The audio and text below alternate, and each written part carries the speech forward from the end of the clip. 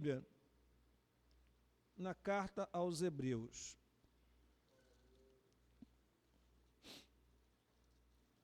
Carta aos Hebreus, no capítulo de número 12.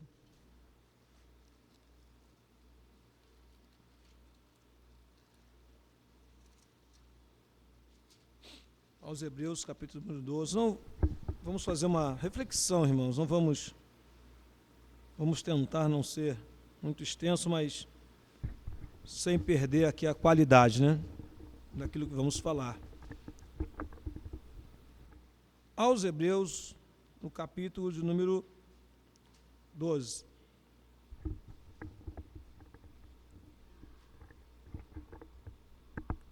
Vamos ler? A partir do versículo 1, diz-nos assim: portanto, nós também, pois que estamos rodeados de uma tão grande nuvem de testemunhas, deixemos todo o embaraço e o pecado que tão de perto nos rodeia, e corramos com paciência a carreira que nos está proposta, olhando para Jesus, autor e consumador da fé, o qual, pelo gozo que lhe estava proposto, suportou a cruz, desprezando a afronta, e assentou-se à destra do trono de Deus. Considerai, pois, aquele que suportou tais contradições dos pecadores contra si mesmo, para que não enfraqueçais, desfalecendo em vossos ânimos, ainda que não resististe até ao sangue combatendo contra o pecado.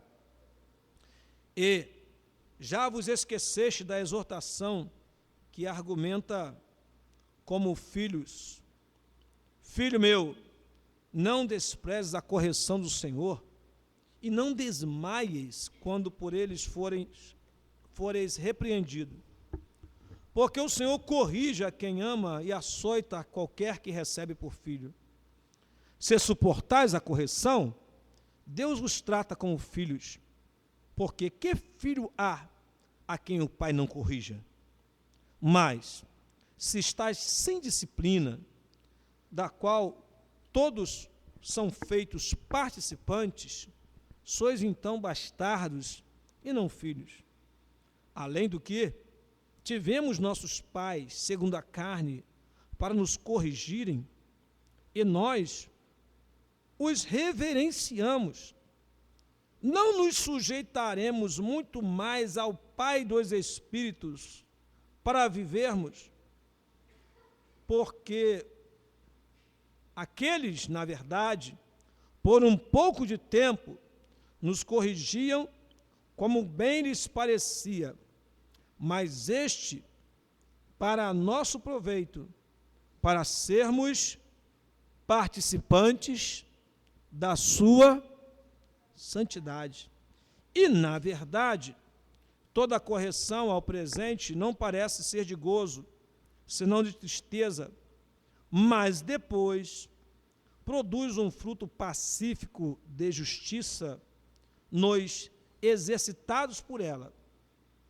Portanto, tornai a levantar as mãos cansadas e os joelhos desconjuntados, e fazei veredas direita para os vossos pés, para que o que manquejava não se desvie inteiramente, antes seja sarado. Segui a paz com todos e a santificação, sem a qual ninguém verá o Senhor, tendo cuidado que ninguém se prive da graça de Deus, e que de que nenhuma raiz de amargura brotando vos perturbe, e por ela muitos se contaminem. Amém? Curva sua cabeça, vou pedir aqui ao presbítero Paulo Silas para orar ao Senhor. Oramos. Senhor meu Deus, tua palavra já foi falada aqui, Senhor. Agora, Senhor da glória, prepara nosso coração para receber, Senhor Deus. Nós estamos aqui, Senhor Deus, como filho, não abastado, mas como filho de verdade, herdeiro, co-herdeiro de Cristo, para receber de Ti, Pai, aleluia, a Sua santa palavra, a Sua doutrina, os Seus mandamentos, Senhor. Agora, Teus filhos, Senhor Deus, está atento, Senhor Deus, que eles ouviram a Sua palavra, que eles possam, Pai, receber nessa noite, Senhor, a unção do Teu Espírito, para que nós possamos, Pai da glória, ser, Senhor da glória, o Filho de verdade, para nós, Senhor Deus, aleluia, ser um exemplo e testemunha viva dessa terra, até o fim das nossas vidas, Senhor. Toma em tuas mãos Teu Filho que vai nos trazer o ensinamento. Usa o Teu Filho que não tem usado, Senhor Deus. Senhor Deus, que eles possam, Senhor Deus, glória, falar aquilo, Senhor da glória, que está no Senhor Deus, no Seu coração para nós. Senhor da glória, somos gratos a Ti nesse momento, em nome de Jesus. Amém. Elias, vê se você consegue um pouquinho mais de retorno aqui, por favor.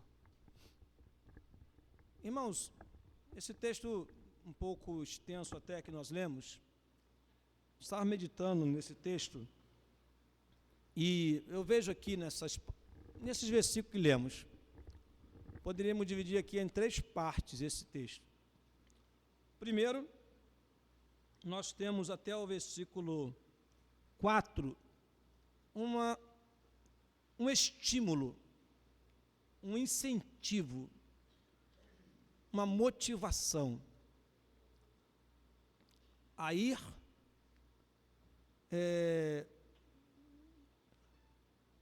ao encontro daquilo que Deus tem nos proposto. O texto começa falando assim, de uma grande nuvem de testemunha que temos. A ideia que parece estar na mente do escritor, que nós não sabemos quem foi, é que é como se fosse uma grande arena ou um grande estádio, onde muitas pessoas estivessem contemplando um corredor, alguém que tem uma coroa, tem um troféu a disputar, e ele está sendo visto, olhado, observado por muitas testemunhas, por muitas pessoas.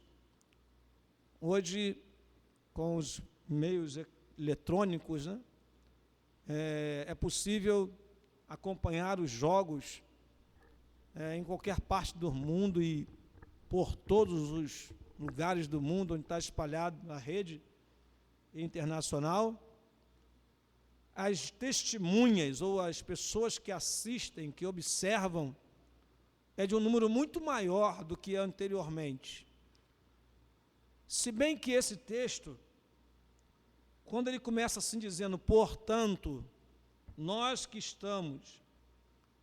também, pois que estamos rodeados de uma tão grande número de testemunha, essa palavra, portanto, liga esse texto ao capítulo anterior, que nós até falamos sobre ele aqui há poucos dias, que é o capítulo da fé.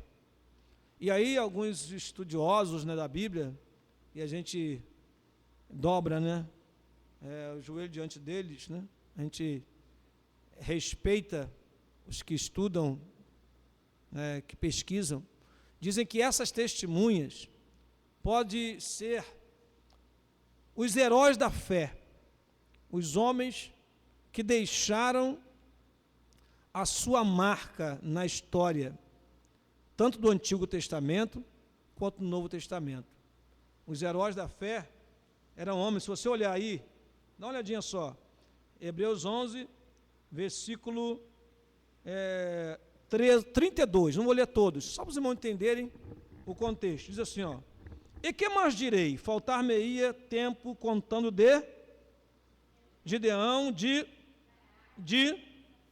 Jefté, de Davi, de Samuel e dos profetas, os quais pela fé venceram reinos, praticaram a justiça, alcançaram promessas, fecharam a boca dos leões, apagaram a força do fogo, escaparam do fio da espada, da fraqueza tiraram força, na batalha se esforçaram, puseram em fugida os exércitos dos estranhos, as mulheres receberam pela ressurreição os seus mortos, uns foram torturados, não aceitando o seu livramento para alcançarem uma melhor ressurreição. E outros experimentaram escárnio, açoites e até cadeias e prisões. Foram apedrejados, cerrados, tentados, mortos a fio da espada, andaram vestidos de peles de ovelha, de cabra, desamparados, aflitos, maltratados, homens dos quais o mundo não era digno, errantes pelos desertos e montes, e pelas covas e cavernas da terra, e todos estes, tendo tido testemunho pela fé, não alcançaram a promessa, provendo Deus alguma coisa melhor a nosso respeito, para que eles, sem nós, não fossem aperfeiçoados. Aí diz o versículo seguinte, né, que na verdade começa assim: portanto, nós que estamos rodeados de uma tão grande nuvem de testemunhas. Claro que a Bíblia original ela não era dividida em capítulos, nem em versículos. Isso aconteceu muito tempo depois. Então, quem lesse a Bíblia no texto corrido, né, seria mais fácil entender isso. Os heróis da fé, os homens que enfrentaram todas essas batalhas e venceram. Veja que diz assim que o mundo não era digno deles. Coisa linda, né? Eles venceram e deixaram para nós essa responsabilidade de lutarmos também pela fé. E então, o que nos resta é deixar para trás, deixar todo o embaraço, o pecado que tão de perto nos rodeia, e correr. Mas não é uma corrida indisciplinada, por isso que depois vem o ensinamento da disciplina. É uma corrida com paciência. Alguém já correu com paciência aqui? Já correu com paciência? Difícil entender isso, né? Mas é uma corrida que tem que ser uma corrida disciplinada. Tem que ter um parâmetro, tem que ter uma regra a ser obedecida. Paulo, escrevendo a Timóteo, diz que ninguém que milita, vamos ver, não pode se embaraçar. Ele também fala do embaraço com os negócios dessa vida, e também tem que militar legitimamente. 2 Timóteo, né? Capítulo 2.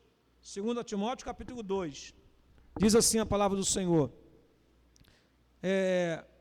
Versículo 4. Ninguém que milita, 2 Timóteo 2,4, se embarace com o negócio desta vida, a fim de agradar aquele que o alistou para a guerra. E se alguém também milita, não é coroado se não militar legitimamente.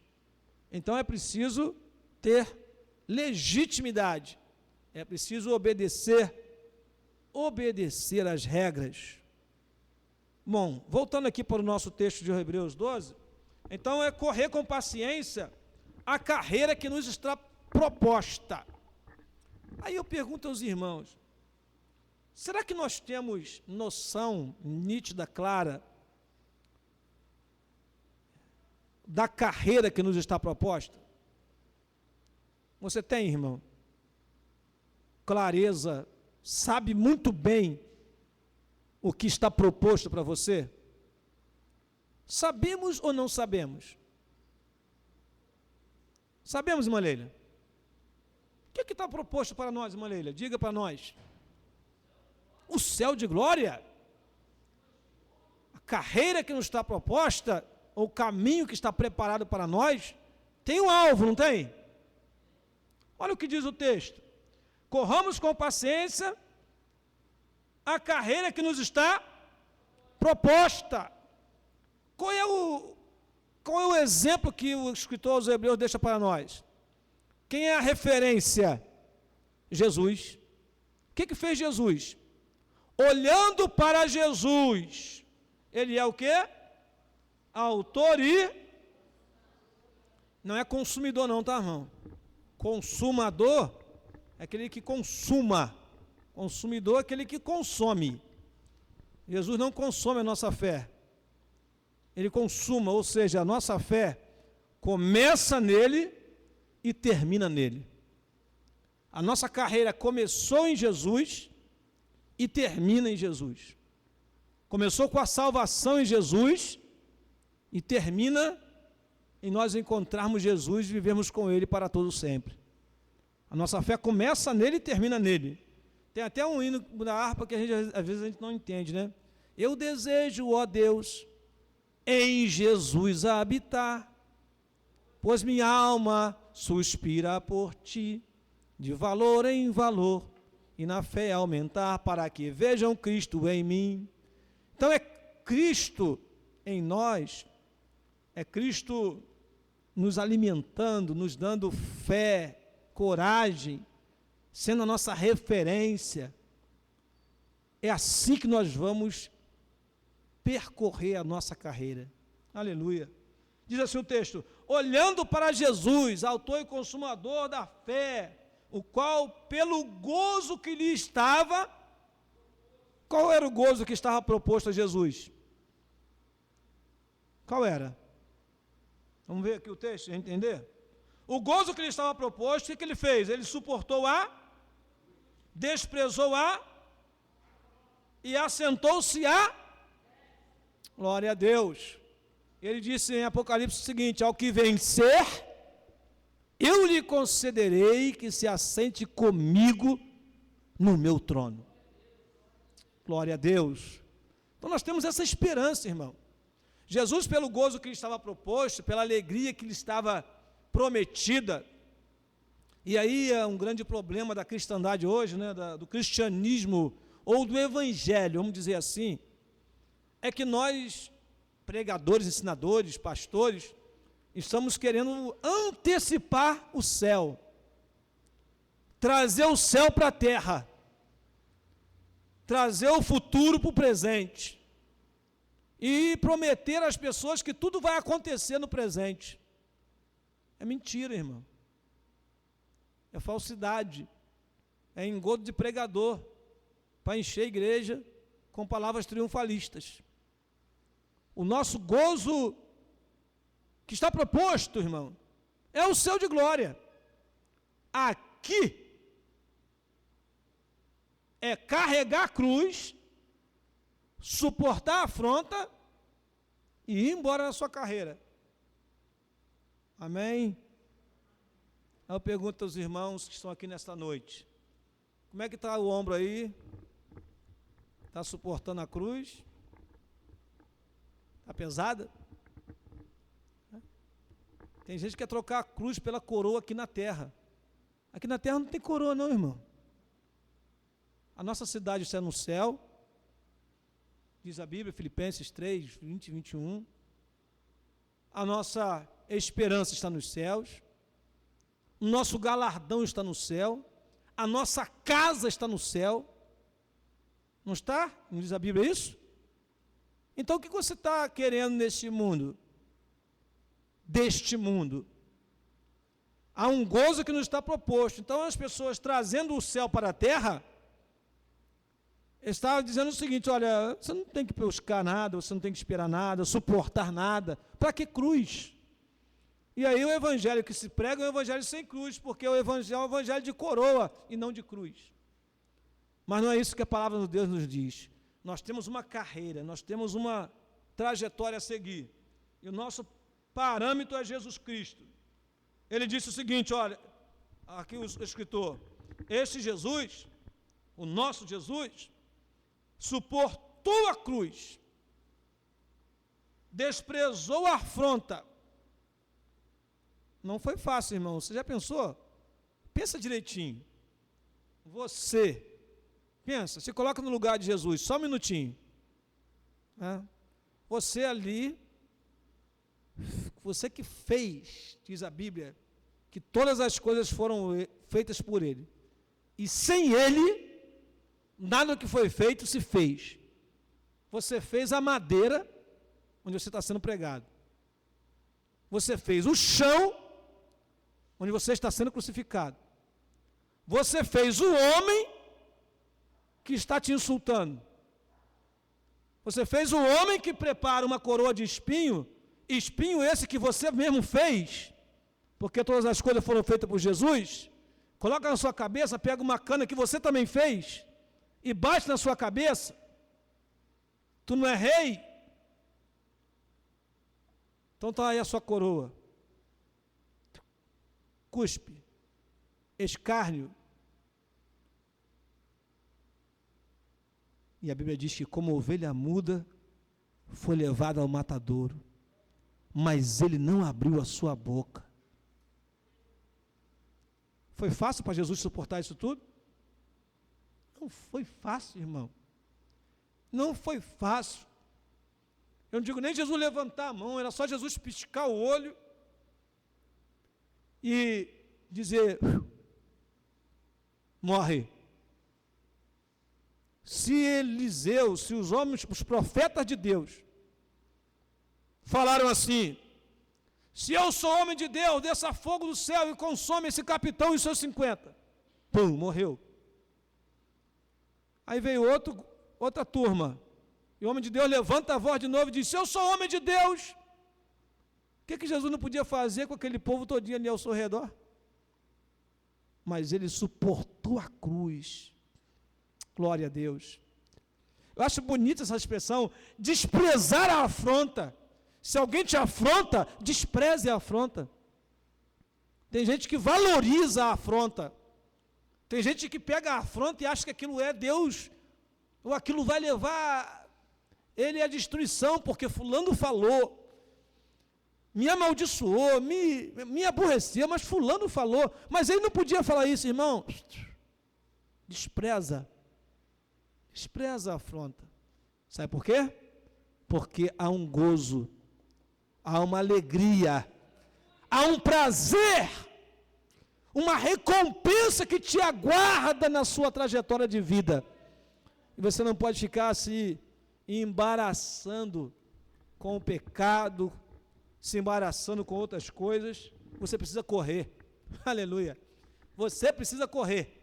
Corre e vai à frente. Porque diz a palavra do Senhor o seguinte, considerai, pois, que aquele que suportou tais contradições dos pecadores contra si mesmo, para que não enfraqueçais, desfalecendo em vossos ânimos. O que o escritor aos Hebreus quer dizer é o seguinte, todo crente que desfalece na fé, todo crente que desanima na fé, é crente que não considera o que Jesus sofreu por ele. Considera o que Jesus sofreu por você. Quando você estiver sofrendo, pensa no que ele sofreu por você. A coisa vai mudar da água para o vinho.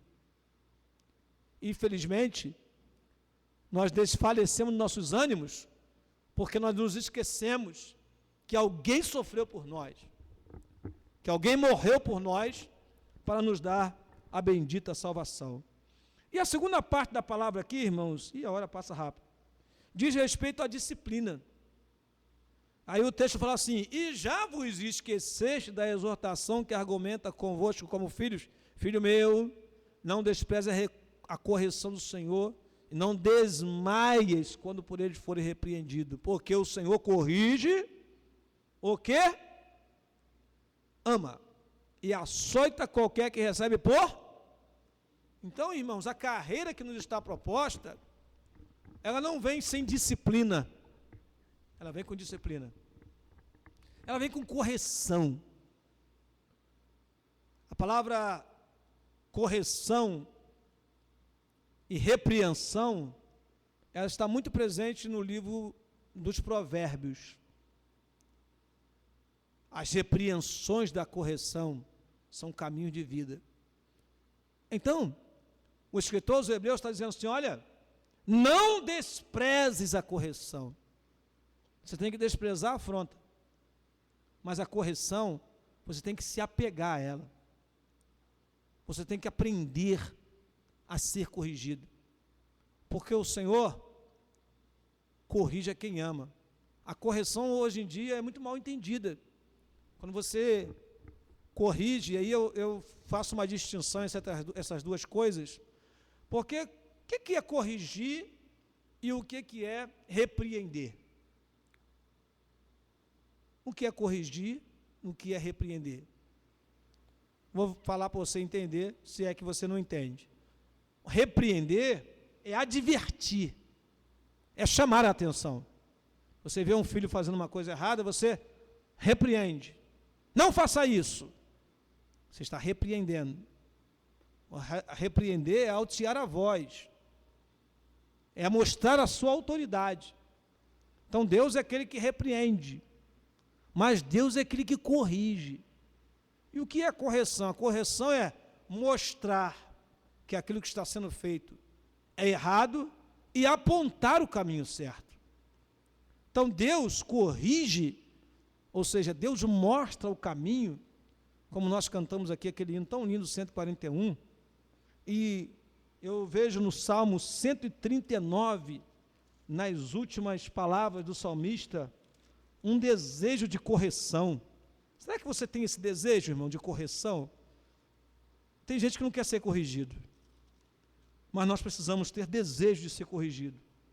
Salmo 139 diz assim, versículo 23 e 24: sonda-me, ó Deus, e conhece o meu coração. Prova-me e conhece os meus pensamentos. Versículo 24, quem lê bem alto? Ora, vê se há em mim algum caminho mau. Senhor, se eu tiver alguma coisa errada na minha vida, vê, Senhor, se há algum caminho mau. E qual é a correção? E guia-me pelo caminho eterno. Então, irmãos, eu não vou ler texto de provérbio, porque senão o tempo vai correr aqui, nós vamos desgastar os irmãos também, mas ame a correção. Aos provérbios diz, apega-te à correção. Você foi corrigido, apega-te a isso. Guarde aquilo. Isso nos faz lembrar uma prova, né?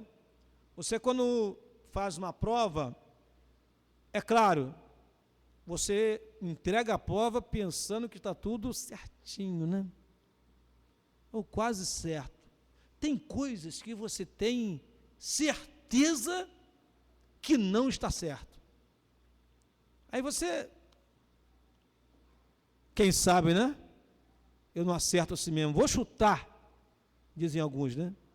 Aí você sai da prova dizendo assim, olha, eram 10 questões, 8 eu acertei, 2 chutei. Então você, na sua prova, você fala assim, tirei de 8 para baixo. Mais do que isso, não tirei. Aí quando você pega a prova corrigida, aí você se surpreende, né? Pensava que ia tirar 8, tirou 6, 5. Meu Deus, eu pensei que estava certo, mas estava errado. O que é isso, irmãos? É a correção. Aí os seus olhos, os estudantes estão aqui presentes, né? Eu também sou assim. Os seus olhos vão direto aonde? Quando você pega a prova, você não vai olhando os seus, você vai olhando os né? As bolinhas, né? Eu vou ver o que errei. E aí aquilo que você erra, você fala assim, puxa vida, por que eu errei? Vou corrigir. O que houve? O professor me ensina, tal. O que aconteceu? E aquilo que te incomoda, não é o que você erra que te incomoda. Né? Mas por que nós não fazemos isso no Evangelho? Por que nós não fazemos isso na igreja? Por que nós não fazemos isso diante de Deus? Senhor, puxa vida, alguém te repreendeu, meu filho, você está indo pelo caminho errado. Aí você pega aquilo, puxa vida, eu errei. Por que eu errei? Me ensina então, diga o que é o certo, pastor. Diga o que é certo, irmã Leila. Diga o que é certo, obreiro. Puxa vida, eu pensei que era certo, mas não era. Mas não, no Evangelho, nós não nos apegamos à correção, nós nos apegamos àquilo que a gente acerta e acha que está certo. Amém, irmãos? Então, que nós possamos nos apegar, irmãos, à correção, Porque é o que diz a palavra. Se suportais a correção, aí está distinto, né? Deus vos trata como? Como? Eita, não estão lendo comigo. Hebreus 12, 7. Se suportais a correção, Deus vos trata como? Porque que? Filho há quem o pai não? Verdadeiramente. Mas se estáis sem disciplina, da qual todos são feitos, todos são feitos participantes da disciplina. Por alguém, você precisa ser disciplinado. Até o pastor da igreja. Por alguém, ele precisa ser disciplinado. Precisa parar, ouvir, atender, prestar atenção, peraí, alguma coisa não foi correta. Todos nós somos participantes da disciplina. Se não sois participantes, sois então bastardos. Meu Deus. E não filhos. Além do que tivemos nossos pais, segundo a carne, para nos corrigirem, e nós hoje não nos sujeitaremos muito mais ao Pai dos Espíritos para vivermos? Porque aqueles, na verdade, por um pouco de tempo nos corrigem como bem lhes parecia. Mas este para nosso, agora que vem a parte mais importante desse versículo, para sermos participantes da sua, glória a Deus. Por que que Deus nos corrige, irmãos? Por que que Deus nos adverte? Por que que Deus nos coloca no eixo? É porque Ele quer que nós sejamos participantes da sua natureza, para que nós sejamos como Ele. Por que que um pai corrige o seu filho? Para que o seu filho aprenda com ele, a fazer como ele faz, ou como ele indicou. Deus nos corrige porque Ele quer que nós sejamos santos. Aleluia. Lá em 1 Pedro fala que nós somos participantes da natureza divina. Isso é, vou traduzir em outras palavras. Deus quer olhar para nós e ver em nós uma aparência com Ele. Ora, se eu olho para Elias e vejo uma aparência comigo, eu digo assim, esse é meu filho. Agora, se eu olho para uma criança e não vejo aparência com ele, eu não posso nem dizer, é meu filho. Filho mesmo? Mas esse menino está meio louro. O que houve? Alguma coisa está de errada. Porque Deus quer olhar para nós e olhar uma aparência com Ele, para que nós sejamos verdadeiramente filhos. Para isso, já que vivemos num mundo onde o pecado tão de perto nos rodeia, e o embaraço está tão próximo de nós, eu já disse isso aqui para os irmãos, mas é bom repetir, nem tudo é pecado, mas pode ser embaraço. É pecado? Não, mas pode ser embaraço. Você pode estar embaraçado, envolvido, né? Completamente dominado por uma coisa que vai te induzir ao pecado, mas ainda não é pecado. É um bom exemplo, é a televisão, é a novela. É pecado ver televisão? Não é pecado não. Mas se você vê com uma certa, sem regra, você pode ficar embaraçado. E outras coisas, internet, conversas, amizades. Tem amizade que é uma bênção, mas tem amizade que é embaraço. Você pode ter amigo? Pode. Mas você pode se embaraçar na sua amizade. Então nem tudo é pecado, mas pode ser embaraço. E pode te atrapalhar na sua vida. E você precisa correr, não pode ficar embaraçado. E por último aqui, irmãos, para nós terminarmos, a última orientação. Eu acho importante essa última parte. Quer dizer, primeiro nos fala da nossa corrida, da nossa carreira. Segundo, fala que a nossa carreira precisa de ter uma disciplina, precisa de ter correção. E por último, eu acho maravilhoso isso aqui, quer dizer que o nosso comportamento, a nossa vida, influencia os outros. Mexe com o ânimo das outras pessoas. Pode fazer com que outros se animem ou desanimem. O texto fala assim: portanto, tornai a levantar as mãos cansadas e os joelhos desconjuntados, e fazei o quê? Vereda direita para os vossos pés. Fazei vereda direita para os vossos pés. Aí tem um para quê. O para quê é a finalidade. Para quê? Irmão, por que eu vou ter que agora levantar minhas mãos cansadas, já que eu estou tão cansado, os joelhos tão desconjuntados já da minha caminhada, eu preciso levantar, ainda tenho que fazer vereda direita para os meus pés, andar na presença de Deus, bonitinho, direitinho. Para quê? Para que o que manqueja não se desvie inteiramente, antes seja... Às vezes a gente fala assim, eu não tenho, ninguém tem nada a ver com a minha vida. Tem sim. O que eu faço, ninguém tem nada com isso. Tem sim. Olha que o texto fala de uma grande nuvem de testemunha. Então, você precisa fazer vereda direita para os vossos pés, porque tem alguém, olha só, irmãos, preste atenção, tem alguém manquejando. Tem alguém que está, vou, não vou, vou, não vou, vou, não vou, vou para a igreja, não vou, fico na igreja, não fico, fico em Elacoma, não fico, vou para outra igreja, não vou. Tem sempre alguém manquejando. Vocês conhecem alguém por aí? Tem sempre alguém manquejando. Vou, não vou, vou, não vou. Aí ele vai olhar para você, olhar para a irmã Simone, olhar para a irmã Oliva, olhar para a irmã Priscila, e vai observar, para ver se a irmã Priscila e as irmãs que eu citei aqui, ainda estão levantando as mãos cansadas, ainda estão levantando os joelhos desconjuntados, ainda mesmo que cansados, mas estão andando na vereda direita. Glória a Deus. E ele olha assim, puxa vida, não dá.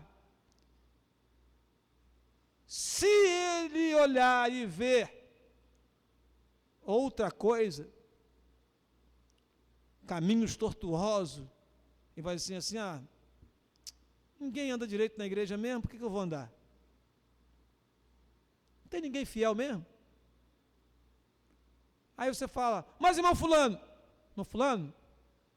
ele, vai contar uma história. Fulano, mas quando falar de alguém irrepreensível, peraí. Então, essa história de que ninguém anda direito, de que ninguém tem temor, não é verdade. Porque alguém está fazendo vereda direita para os pés. Alguém está se corrigindo pela palavra. Alguém está recebendo a repreensão e está permanecendo na presença de Deus. E essa pessoa vai se tornar referência para os outros. Que cada um de vocês que estão aqui nesta noite possam ser referência para os outros. Não seja o que vai com a multidão, mas seja aquele que vai adiante da multidão e diga, segue-me, imita-me, sede meus imitadores, porque eu sou de Cristo. Aleluia.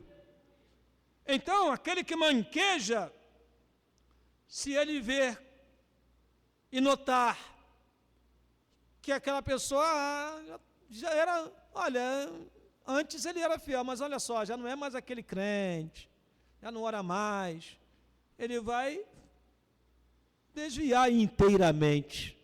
Veja que são pessoas que não estão inteiramente desviadas, está manquejando. Caminha, não consegue caminhar. Mas se você fizer, irmãos, vereda direita para os seus pés, continuar na sua caminhada, esta pessoa será sarada, curada, restituída, como foi cantado aqui ontem à noite. Amém, irmãos?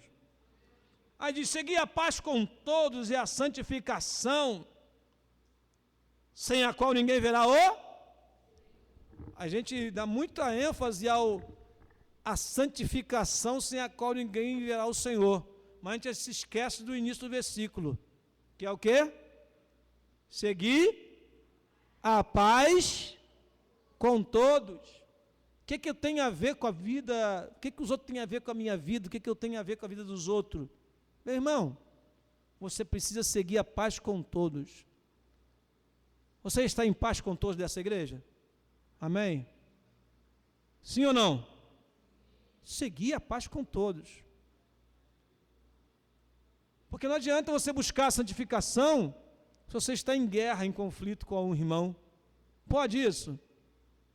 Arruma confusão com todo mundo, está pronto para brigar e quer ser santo.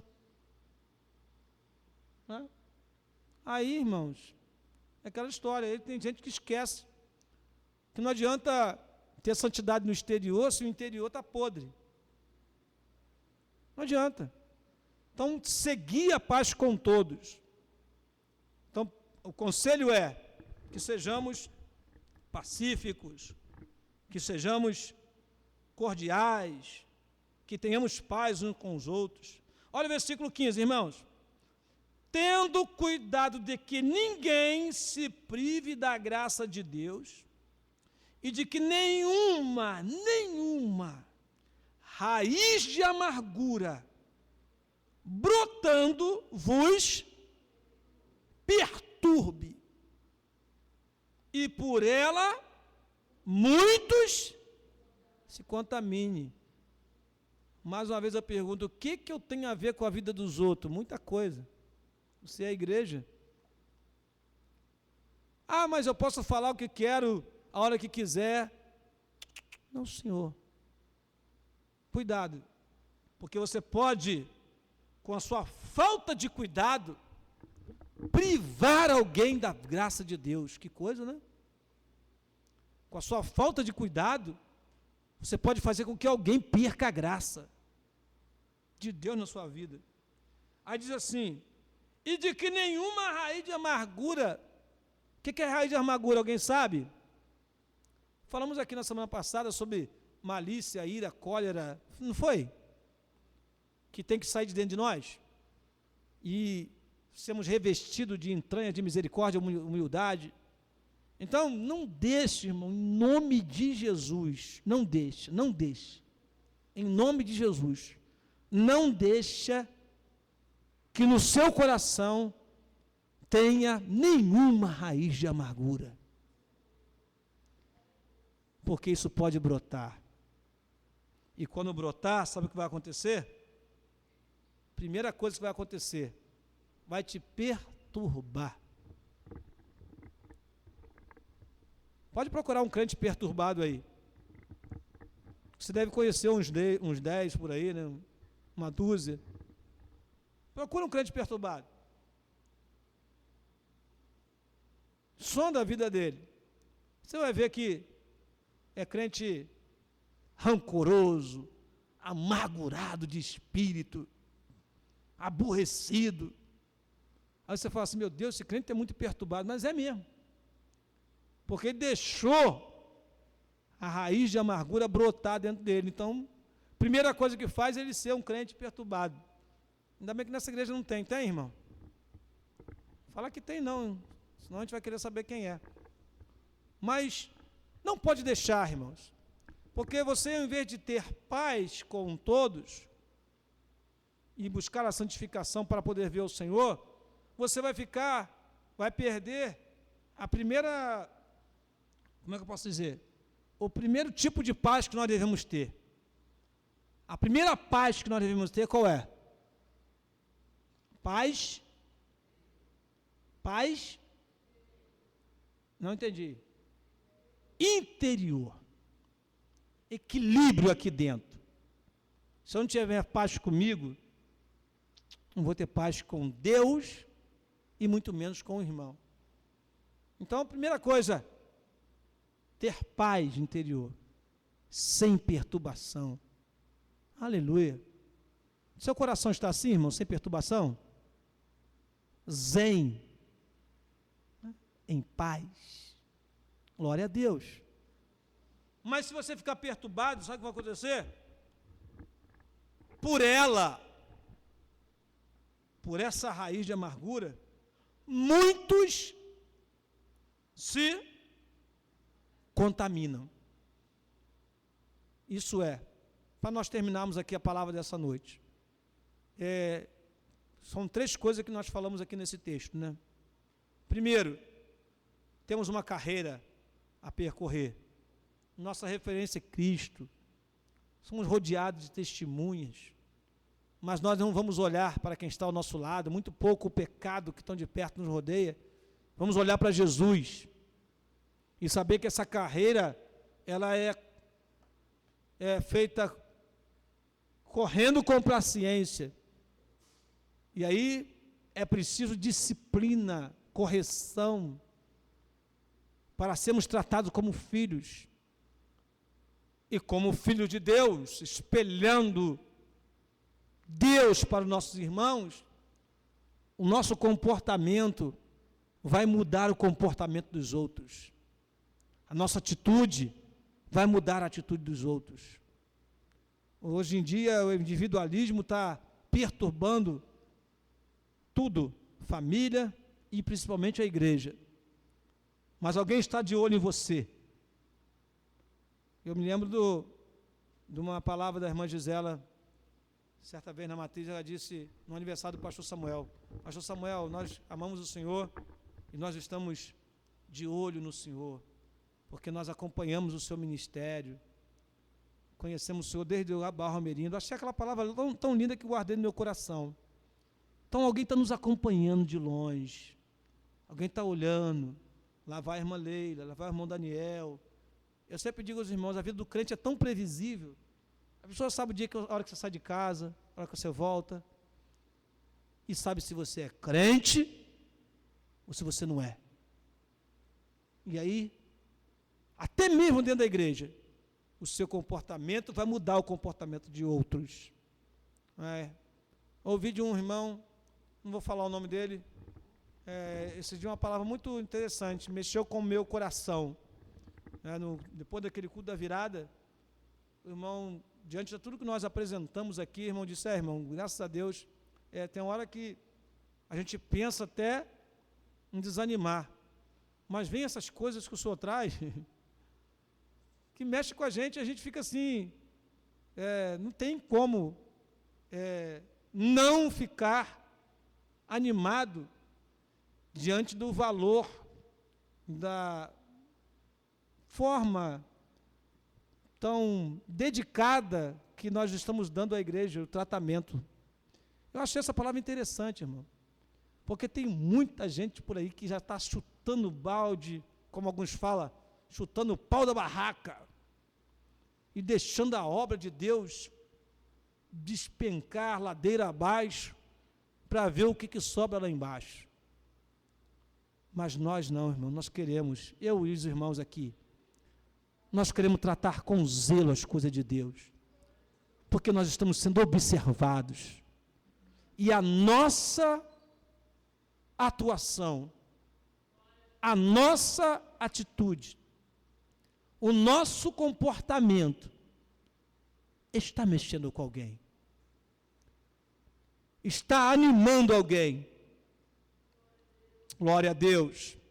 Por isso que eu peço aos irmãos aqui desta igreja, vamos continuar, irmãos, no mesmo ritmo, trabalhando para Jesus, porque nós não queremos apenas projetar a igreja, não é nada disso, mas nós queremos ser igreja. Isso é ser igreja, pregar o evangelho, unir os irmãos, quebrar as barreiras, conquistar vidas para Jesus e trabalhar com amor, com zelo pela obra do Senhor. Curve a sua cabeça e vamos orar ao nosso Deus. Pai querido e amado, nós te louvamos, Senhor, te agradecemos. Nós sabemos que ainda não alcançamos o final da nossa jornada, e é exigida de nós, Senhor, sim, uma disciplina, um cuidado, não apenas para nós chegarmos lá onde nós queremos chegar, mas também para sermos referência, Pai, quantos manquejando nesses últimos tempos, procurando apoio, procurando um ombro, uma mão que segure. Quantos tropeçando, Pai. Quantos contaminados. Porque, Senhor, alguém perdeu o cuidado. Alguém, Senhor, deixou nascer uma raiz de amargura no seu coração. Ficou perturbado, perdeu a paz. E aquilo foi contaminando. E nós vemos hoje, Pai, igrejas contaminadas, jovens contaminados, irmãs contaminadas, obreiros, homens contaminados.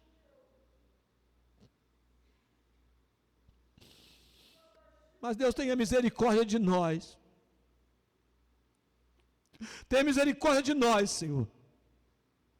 Porque ao invés de privar alguém da graça de Deus, nós queremos que a graça de Deus alcance mais vidas. E mais vidas. E mais vidas. Continue falando conosco nesse lugar. Que o Teu Espírito tenha liberdade de atuar aqui, Pai. Fortalecendo, animando e confortando os nossos corações.